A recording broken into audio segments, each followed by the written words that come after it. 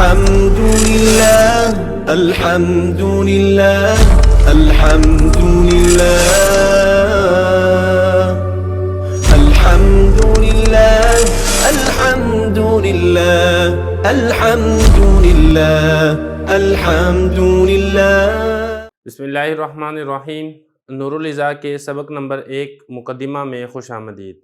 یہ کتاب فقہ حنفی کے مسائل پر مبنی ایک مختصر رسالہ ہے، لیکن اللہ تعالیٰ کی جانب سے اس کتاب کو انتہائی مقبولیت حاصل ہے اور اس میں فقہ کے مضامین کو، فقہ کے مسائل کو بہت آسان اور احسن طریقے سے مختصر الفاظ کے اندر بیان کیا گیا ہے۔ اس کتاب کو اتنی مقبولیت حاصل ہے کہ برصغیر پاک و ہند، اسی طرح بنگلہ دیش کے مدارس کے نصاب کے اندر اس کتاب کو داخل درس کیا گیا ہے۔ تو اس کتاب کا ہم انشاءاللہ آج آغاز کریں گے۔ آغاز میں جو سب سے پہلا سبق ہے وہ ہے مقدمہ۔ مقدمے کے اندر مصنف رحمہ اللہ تعالیٰ نے اللہ تعالیٰ کی تعریف بیان کی ہے اور اس کتاب کو لکھنے کا مقصد بیان کیا ہے۔ اس کے بعد پھر کتاب الطہارہ سے انشاءاللہ اصل کتاب شروع ہو جائے گی۔ تو مقدمے کی آپ عبارت دیکھ لیں۔ بسم اللہ الرحمن الرحیم، الحمدللہ رب العالمین، والصلاة والسلام علی سیدنا محمد خاتم النبیین وعلی آلہ الطاہرین وصحابتہ اجمعین۔ قال العبد الفقیر الی مولاه الغنی ابو الاخلاص حسن الوفاء الشرمبلالی الحنفی انہ التمس منی بعض الاخلاء عاملنا اللہ وإیاہم بلطفہ الخفیج۔ یہ کچھ عبارت لکھی ہوئی ہے، باقی عبارت رہتی ہے وہ ہم اس کے بعد لکھیں گے۔ آپ اس کا ترجمہ دیکھ لیں اور پھر اس کی تھوڑی سی تشریح ہوگی مختصر، پھر باقی عبارت انشاءاللہ حل کر کے پھر کتاب الطہارہ شروع ہوگی۔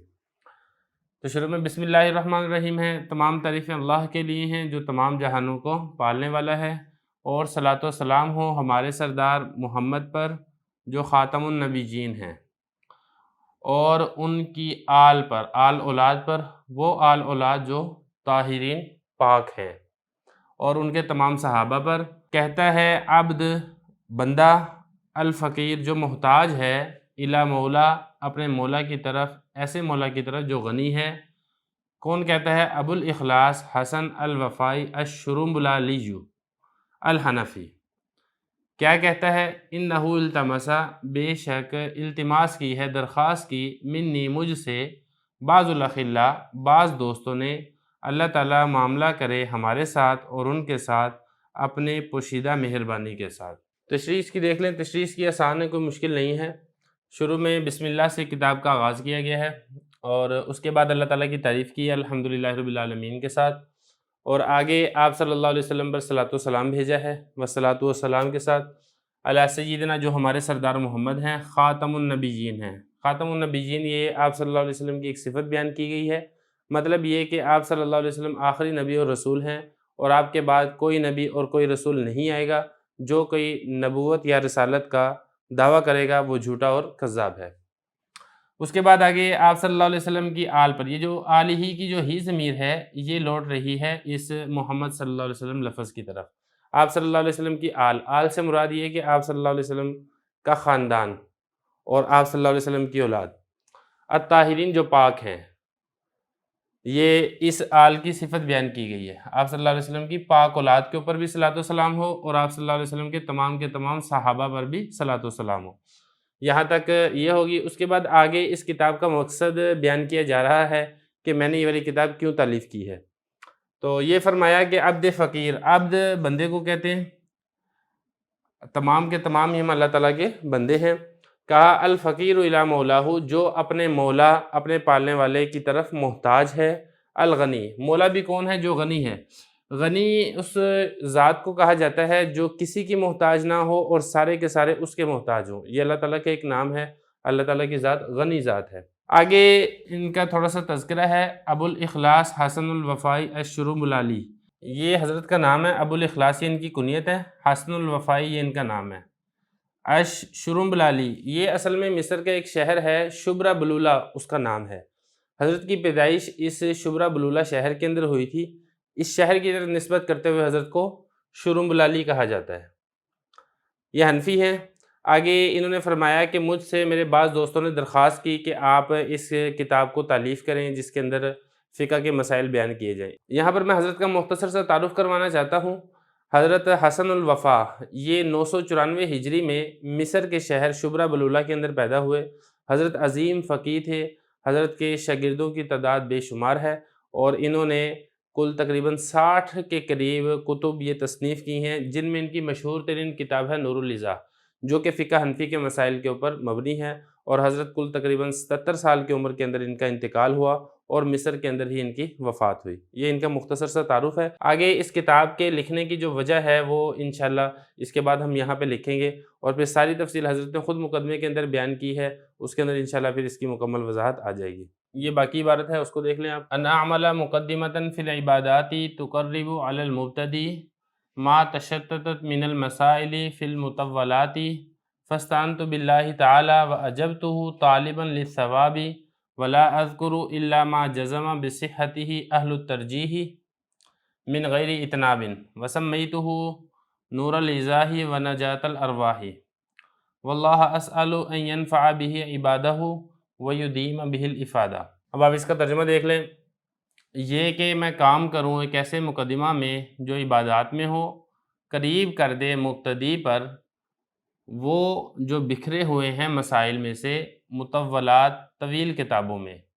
میں نے مدد طلب کی اللہ سے، اللہ تعالیٰ سے، اور میں نے ان کو جواب دیا طلب کرتے ہوئے ثواب کو، اور میں ذکر نہیں کروں گا مگر وہی مسئلہ جس پر یقین ہو اس کے صحیح ہونے کا اہل الترجیح کو بغیر طوالت کے، اور میں نے اس کا نام رکھا ہے نور الاضاء اور نجات الارواح، اور اللہ ہی سے میں سوال کرتا ہوں کہ نفع دے اس کتاب کے ذریعے سے اپنے بندوں کو، اور دائمی کر دے اس کے ذریعے سے دوسروں کو فائدہ پہنچانے کو۔ تو یہ عبارت بھی پڑھ لی ہے، ترجمہ بھی کر لیا، اب اس کی تھوڑی سی تشریح دیکھ لیں۔ تو یہ اس کا تعلق وہ پچھلی عبارت کے ساتھ ہی ہے کہ مجھ سے میرے چند دوستوں نے تقاضا کیا کہ آپ ایک مختصر کتاب لکھیں، ایک کتابچہ لکھیں عبادات کے اندر، مطلب جس کے اندر جو عبادات کے مسائل ہیں، جس کے اندر وضو ہے، نماز ہے، روزہ ہے، زکوٰۃ ہے، حج ہے، وغیرہ وغیرہ، ان مسائل کو آپ کسی ایک کتاب کے اندر مرتب کریں۔ ان کو حضرت اپنے اس الفاظ کے اندر ذکر کر رہے ہیں کہ میرے دوستوں نے مجھ سے تقاضا کیا انا عملہ، یہ کہ میں کام کروں ایک ایسے مقدمہ میں جو عبادات کے اندر ہو۔ مقدمہ کہتے ہیں وہ چیز جس کو آگے کیا جائے، مطلب ایک ایسا رسالہ میں لکھوں جو عبادات کے اندر ہو، جس کو لوگ دیکھ کے اس کے مسائل کے اوپر عمل کریں، جو عبادات کے اندر ہو۔ تقربو، وہ رسالہ یا وہ کتاب قریب کر دے مبتدی پر، کیا قریب کر دے؟ یہ چیز ما تشتتت من المسائل، وہ مسائل جو بکھرے پڑے ہیں مطولات کتابوں کے اندر۔ اصل میں اس زمانے کے اندر جو فقہ حنفی کی طویل کتابیں تھیں اس کے اندر بہت سے مسئلے لکھے ہوئے پڑے ہوئے تھے، لیکن اس میں ایسے اقوال بھی تھے جو مرجوح قول تھے، یعنی اس قول کے اوپر فتویٰ نہیں تھا۔ سارے ہی اقوال، ایک امام کا قول، دوسرے کا قول، تیسرے کا قول، لمبی لمبی کتابوں کے اندر مسئلے وہاں پر موجود تھے۔ تو یہاں پر ضرورت اس بات کی تھی کہ ایک ایسا مختصر رسالہ ہو جس کے اندر وہ مسائل صرف علیحدہ کر دیے جائیں جن کا تعلق عمل کے ساتھ ہے، باقی جن کا تعلق فقہ کو سمجھنے کے ساتھ ہے ان مسائل کو اس کتاب کے اندر ذکر نہ کیے جائیں۔ تو یہی فرمایا کہ ابتدائی طلباء کو جن مسائل کی ضرورت تھی وہ مسائل ما تشتتت جو بکھرے پڑے ہوئے تھے فی المطولات طویل کتابوں کے اندر، ان کو میں نے یکجا کر کے ایک کتاب کے اندر جمع کر دیا۔ تو یہ انہوں نے مجھ سے تقاضا کیا تھا کہ میں ایک ایسے کتاب کے اندر کام کروں، تو پھر آگے ان کے تقاضے کا جواب کیا ہوا وہ آگے یہاں سے بیان کیا جا رہا ہے فاستعنت سے کے ساتھ۔ تو حضرت فرما رہے ہیں کہ فاستعنت باللہ تعالیٰ، میں نے اللہ تعالیٰ سے مدد طلب کی کہ جب میرے دوستوں نے تقاضا کیا کہ آپ ایک ایسی کتاب لکھیں، تحریر کریں، تو اس کے بعد میں نے کیا کیا؟ سب سے پہلے میں نے اللہ تعالیٰ سے مدد طلب کی، کیونکہ جب اللہ تعالیٰ کی مدد شامل حال ہوتی ہے تو پھر کام آسان ہو جاتا ہے، اگر اللہ تعالیٰ کی مدد شامل حال نہ ہو تو پھر آسان کام بھی مشکل ہو جاتا ہے۔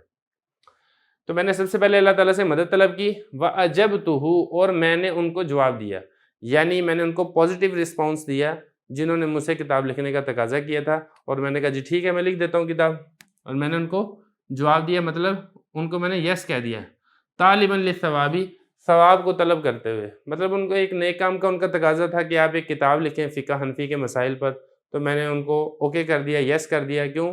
ثواب کو طلب کرتے ہوئے، میں لکھوں گا مجھے ثواب ملے گا، آپ جو پڑھیں گے وہ ان سب کا ثواب بھی مجھے ملے گا۔ تو یہ تو ہو گیا یہاں تک۔ اس کے بعد آگے دیکھیں وَلَا أَذْكُرُ إِلَّا مَا جَزَمَ بِصِحَّتِهِ أَهْلُ التَّرْجِيحِ مِنْ غَيْرِ اِطْنَابٍ۔ آگے حضرت فرما رہے ہیں کہ میں نے اس کتاب کے اندر ایک کام یہ کیا ہے جو پچھلی کتابوں کے اندر نہیں تھا۔ وہ کام یہ تھا کہ اس کتاب کے اندر میں نے طوالت اختیار نہیں کی۔ جو ایک مسئلہ ہے اس مسئلے کے متعلق اگر 4-5 قول ہیں، 3 قول ہیں، تو میں نے سب قولوں کو ذکر نہیں کیا، بلکہ اہل ترجیح نے جس قول کو ترجیح دی ہے اسی قول کو میں نے اس کتاب کے اندر ذکر کیا ہے۔ دیکھیں جو فقہ کے ماہرین ہیں، جو فقہا ہیں، ان کے کل 7 طبقات ہیں، 7 درجات ہیں۔